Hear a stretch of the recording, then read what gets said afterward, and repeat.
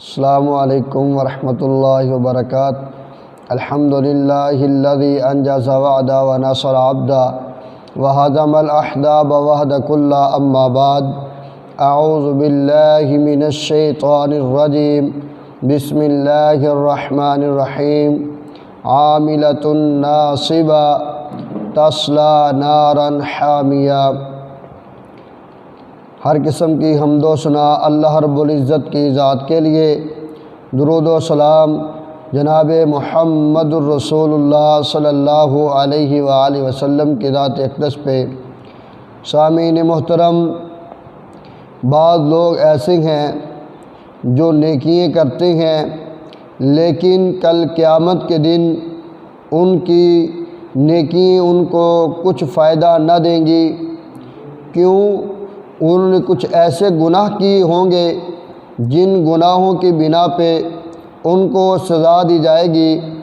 آئیے اب ہم چلتے ہیں، ان میں سب سے پہلا گناہ کون سا ہے؟ جو انسان اللہ کے ساتھ شرک کرتا ہے۔ کل قیامت کے دن جتنی مرضی بڑی بڑی نیکیاں اس انسان نے کی ہوں لیکن ان کی نیکی ان کو کچھ فائدہ نہ دیں گی۔ کیوں؟ اس بندے نے اللہ کے ساتھ شرک کیا ہے، اللہ کے ساتھ کسی اور کو مشکل کشا اور حاجت روا مانا ہے، اللہ کے علاوہ کسی اور کے سامنے اس انسان نے اپنی جبین نیاز کو جھکایا ہے، اللہ کے علاوہ کسی اور کو وہ مشکل کشا اور حاجت روا ماننے والا ہے۔ اور جو انسان اللہ کے ساتھ شرک کرے، اللہ نے کل قیامت کے دن اس بندے کو کبھی بھی معاف نہیں کرنا ہے۔ فرمایا قرآن مجید فرقان حمید میں، ان الشرک لظلم عظیم، یہ شرک بہت بڑا ظلم ہے جو رب رحمان نے کسی حالت میں انسان کو معاف نہیں کرنا۔ انسان نمازیں پڑھے، صدقات و خیرات کرتا رہے، انسان زکاتیں دیتا رہے، انسان جو مردی نیکی کے کام کرتا رہے لیکن اللہ کے ساتھ شرک کرنے والا ہے، اللہ نے نیکی قبول ہی نہیں کرنی۔ یہ پہلا گناہ ہے جس انسان کے اندر ہوا، کل قیامت کے دن اس بندے کی نیکی اس کو فائدہ نہیں دیں گی۔ اب آئیے دوسرا کون سا گناہ ہے؟ وہ انسان جس کے دل کے اندر منافقت ہے۔ منافقت اس کو کہا جاتا ہے جو انسان کے ظاہر اور باطن کے اندر فرق آ جائے، اس کو منافقت کہا جاتا ہے۔ منافق بندے کو بھی اللہ نے معاف نہیں کرنا ہے۔ قرآن مجید فرقان حمید کا فیصلہ ہے، ان المنافقین فی الدرک الاسفل من النار۔ جو انسان منافق ہے جہنم کے سب سے نیچے والے طبقے میں ہوگا۔ آئی حضرات سنیے، انسان منافق ہو، اللہ کے رسول کے پیچھے نمازیں پڑھنے والا ہو، اللہ نے نمازیں قبول نہیں کرنی۔ انسان منافق ہو، رسول اللہ صلی اللہ علیہ وآلہ وسلم کی مجلسیں اٹینڈ کرنے والا ہو، محبوب پیغمبر صلی اللہ علیہ وآلہ وسلم کے پاس بیٹھنے اور اٹھنے والا ہو، اللہ نے کوئی بھی نیکی اللہ رب العزت نے کوئی بھی نیکی قابل قبول نہیں کرنی۔ اگر انسان منافق ہو، اللہ کے رسول اپنا کرتا مبارک پہنا دے، اللہ پھر بھی معاف نہیں فرمائیں گے۔ اگر انسان منافق ہو، محبوب پیغمبر صلی اللہ علیہ وآلہ وسلم اس کی نماز جنازہ پڑھا دیں، اللہ نے منافق کو پھر بھی معاف نہیں کرنا۔ اس لیے جو انسان منافق ہوگا، کل قیامت کے دن اس منافق کو کی ہوئی اس کی نیکی اس کا کوئی فائدہ نہ ہوگا۔ کیوں؟ وہ بندہ منافق ہے، اس کے ظاہر اور باطن کے اندر فرق ہے۔ جب منافق کا محبوب پیغمبر نے نماز جنازہ پڑھا دی، اللہ نے قرآن نازل کر دیا، استغفر لہم او لا تستغفر لہم ان تستغفر لہم 70 مرۃ۔ جو انسان منافق ہے، اس کا جتنی مرتبہ نماز جنازہ پڑھا لو، میں رب نے معاف ہی نہیں کرنا۔ اس لیے حضرات اپنے ظاہر اور باطن کو صاف کر لو۔ نمبر ایک، جو انسان اللہ کے ساتھ شرک کرنے والا ہے، اللہ نے اس کو معاف نہیں کرنا۔ دوسرے نمبر پہ جو انسان منافق ہے، اللہ نے اس کو معاف نہیں کرنا۔ تیسرے نمبر پہ وہ انسان ہے جو ریاکار ہے، جو بھی نیکی کرتا ہے لوگوں کو دکھلاوے کے لیے کرتا ہے، لوگ کہیں گے بڑا متقی ہے، لوگ کہیں گے بڑا نمازی ہے، لوگ کہیں گے بڑی قرآن مجید کی تلاوت کرنے والا ہے، لوگ کہیں گے بڑے صدقات و خیرات کرنے والا ہے، لوگ کہیں گے بڑے زہد اور تقوی والا ہے، لوگ کہیں گے بڑے اللہ سے ڈرنے والا ہے، لوگ کہیں گے اس کے دل کے اندر بڑا خوف اللہ ہے۔ لیکن کیا ہے؟ ریاکاری ہے۔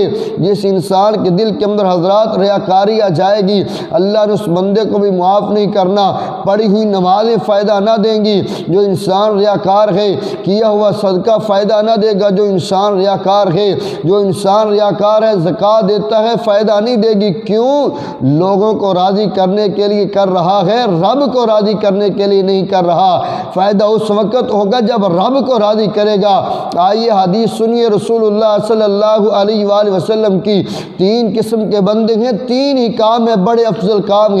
ان میں سے ایک وہ شخص ہے جو حافظ قرآن ہے، جو قاری قرآن ہے، قرآن کو پڑھنے والا ہے، قرآن کی تعلیم دینے والا ہے، قرآن کی تلاوت کرنے والا ہے۔ کل قیامت کے دن جب اللہ رب العزت کی بارگاہ میں پیش کیا جائے گا، اللہ پوچھیں گے میرے بندے بتلا کون سا عمل کر کے آیا ہے؟ اللہ قرآن مجید کو پڑھا، قرآن مجید کی تعلیم لی، اس کے بعد تعلیم دی ہے۔ اللہ رب العزت فرمائیں گے کذبتا، تو جھوٹ بولتا ہے، تو نے اس لیے قرآن مجید کو حفظ کیا، اس لیے تو قاری بنا تھا۔ لوگ کہیں گے بہت اچھا قاری ہے، بہت اچھی آواز ہے، بہت پیارا قرآن پڑھتا ہے۔ محض لوگوں کو دکھلاوے کے لیے لوگوں نے کہہ لیا میرے پاس کچھ بھی نہیں ہے، میرے فرشتے اس کو پکڑو جہنم کے اندر پھینک دو۔ فرشتے پکڑیں گے، جہنم کے اندر پھینک دیں گے۔ حضرات دوسرا وہ انسان ہے جو انسان صدقہ خیرات کرنے والا ہے، قیامت کے دن اللہ کی بارگاہ میں اس کو پیش کیا جائے گا، پوچھا جائے گا میرے بندے بتلا کیا کر کے آیا ہے؟ اللہ تو نے پیسہ دیا تھا، تیرے رسے کے اندر اللہ خرچ کر کے آیا ہوں، صدقہ خیرات کر کے آیا ہوں، اللہ غریبوں یتیموں مسکینوں کے اندر بانٹ کے آیا ہوں، اللہ تیرے گھر بنا کر کے آیا ہوں۔ اللہ رب العزت فرمائیں گے کذبتا، تو بھی جھوٹ بولتا ہے، میں حدیث لیے کیا تھا۔ لوگ کہیں گے بڑا سخی ہے، لوگوں نے کہہ لیا میرے پاس کچھ بھی نہیں ہے، میرے فرشتے اس کو پکڑو جہنم کے اندر پھینک دو۔ اب آئیے تیسرا وہ شخص ہے جو شہید ہے، اللہ کے راستے کے اندر جان قربان کر دینے والا ہے۔ اللہ رب العزت فرمائیں گے میرے بندے کیا کر کے آیا ہے؟ اللہ تو نے جوانی دی، تیرے راستے کے اندر لٹا دی، اللہ تو نے جوانی دی، تیرے راستے کے اندر میں نے بہا دی۔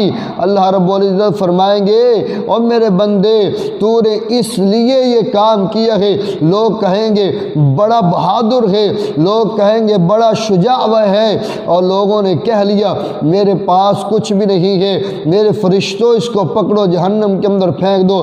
ذرا یہ 3 بندے ہیں، عمل اچھے ہیں لیکن عمل کے اندر ریاکاری آ چکی ہے، اللہ نے قبول ہی نہیں کی ہے۔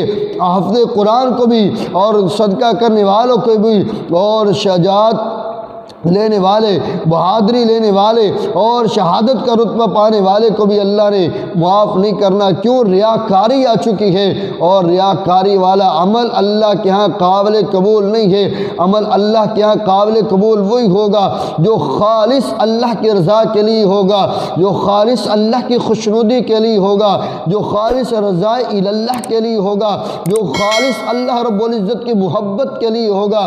اللہ کو وہی عمل پسند ہے، ریاکاری والا عمل بھی اللہ رب العزت کو پسند نہیں ہے۔ یہ تیسرا کام تھا۔ اب آئیے چوتھا، جو انسان متکبر ہے، جو تکبر کرنے والا انسان ہے، اللہ نے اس کی بھی نیکیوں کو قابل قبول نہیں کرنا ہے۔ یہ تکبر اللہ کی چادر ہے، جو اس کو کھینچے گا اللہ اس کو ختم کر کے رکھ دے گا۔ جو اللہ کی چادر کو کھینچے گا اللہ اس کو نیست و نابود کر کے رکھ دے گا۔ جو تکبر کے اللہ رب العزت کی چادر کو کھینچے گا اللہ ذلیل و رسوا کر کے رکھ دے گا۔ اس لیے حضرات ایسی چال نہ چلو جو تکبر کرنے والی ہو، ایسا بول نہ بولو جو تکبر کرنے والا ہو، ایسا اپنی زبان سے الفاظ نہ نکالو جس کے اندر تکبر ہو۔ عاجزی اور انکساری اللہ کو پسند ہے، عاجزی اور انکساری کے ساتھ تم زندگی گزارو۔ بڑے کہتے ہیں جب آندھیاں اور طوفان آتے ہیں اور آندھیوں اور طوفانوں کی وجہ سے جو درخت جھک جاتے ہیں وہی کامیاب رہتے ہیں، جو جھکتے نہیں اللہ پھر جڑوں سے اکھاڑ کے رکھ دیتا ہے۔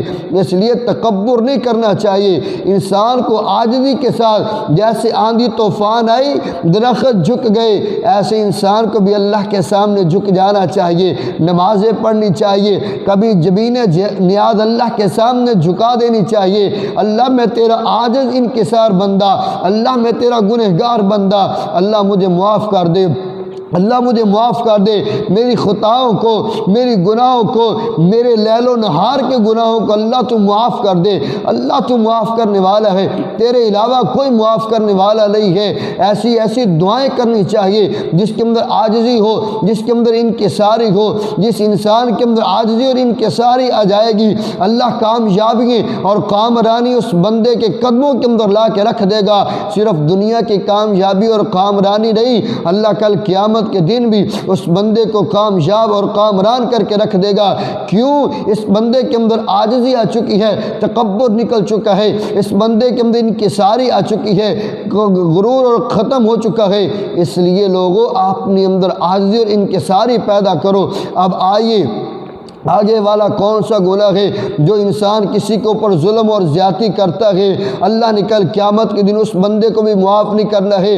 آئیے رسول اللہ صلی اللہ علیہ وآلہ وسلم کی احادیث مبارکہ سن لیجئے۔ فرمایا رسول اللہ صلی اللہ علیہ وآلہ وسلم نے، کل قیامت کا دن ہوگا، ایک بندہ آئے گا، نمازیں پڑھی ہوگی، صدقہ کیا ہوگا، زکوٰۃ دی ہوگی، تہجد پڑھی ہوگی اور قرآن مجید کی تلاوت کی ہوگی، صلہ رحمی کی ہوگی، ہر کام کیا ہوگا، لیکن حقوق العباد کا خیال نہیں رکھا ہوگا، کسی کو گالی دی ہوگی، کسی کو مندہ بولا ہوگا، کسی کو مارا ہوگا اور کسی کے ساتھ ظلم اور زیادتی کی ہوگی، کسی کے مکان پہ قبضہ، کسی کے پلاٹ پہ قبضہ، کسی کی گاڑی پہ قبضہ، کسی کی اور چیز پہ قبضہ کیا ہوگا۔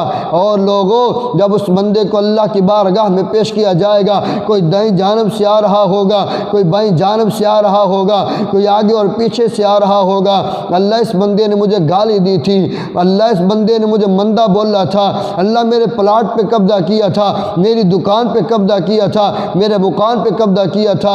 اللہ رب العزت فرمائیں گے، میرے فرشتوں، اس کی نیکیاں ان بندوں کے اندر تقسیم کرتے جاؤ، تقسیم کرتے جاؤ، تقسیم کرتے جاؤ، تقسیم ہوتی جائیں گی، تقسیم ہوتی جائیں گی، یہاں تک کہ اس بندے کی ساری نیکیاں ختم ہو جائیں گی، ساری نیکیاں ختم ہو جائیں گی، بندے اور بھی آ رہے ہوں گے۔